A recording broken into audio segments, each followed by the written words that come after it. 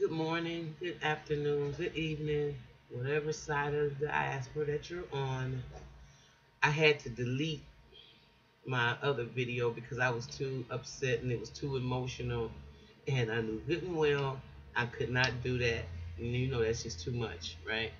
So what I'm trying to do is to make a commentary about um, DuBose, 43-year-old unarmed man in Cincinnati who was killed for not having his license plate on the front of his vehicle. And the officer, Ray Tensing, I believe his name was. This happened July 19th, by the way. The officer, Ray Tensing, actually shot him in the head for no reason at all. I mean, well, I'm not going to say for no reason. I have my theories, and I'm sure there's a lot of people that agree with me. There is a war on melanated people.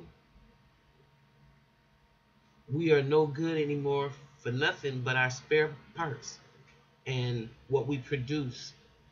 Just like they in there, just like the riches being robbed out of Africa. I'm Africa, and all the riches in me are being robbed. And you can take it any way you want to, but this is scientific. There's a war on the melanated people. Okay. Now, with that being said, we also have discovered that this Ray Tensing is really not even a police officer.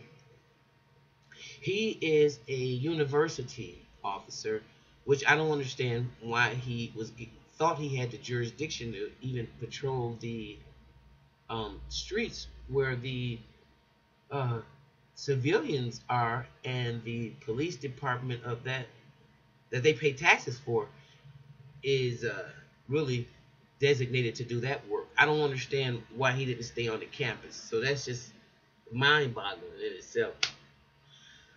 Uh,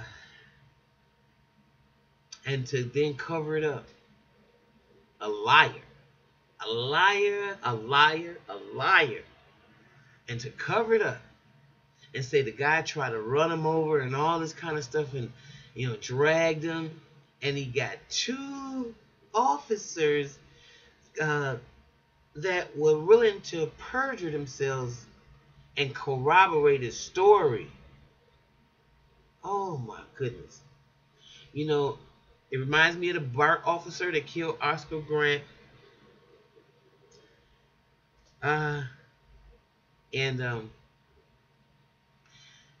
there is nothing that I can say that don't garner nothing but an emotional response. Because you can't, there is no justification, there is nothing. There's nothing that you can say. I mean, because he was pretty calm. And the man in the car, the boss, he was not agitated. He was not even he wasn't disrespectful. He wasn't combative. And he received a bullet in the head. Okay. And that does not let people of color know that there is a war on you. And you have to start with a code of conduct in our own neighborhoods.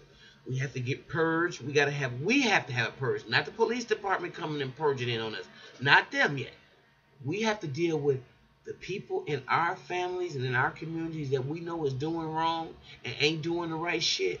And they out here wilding. We got to figure out get a drop squad to take care of them. And if any of y'all ain't never seen that movie, check it out. Because that's the code of conduct that we got to implement. Secondly, we can't continue to pay police department, pay taxes for a police department that brutalizes us. It just can't happen. It's over. That's over. Right after Reconstruction, they start terrorizing us the way they're doing right now. That's when the Ku Klux Klan was developed and all that stuff. Of course, the master shock is when the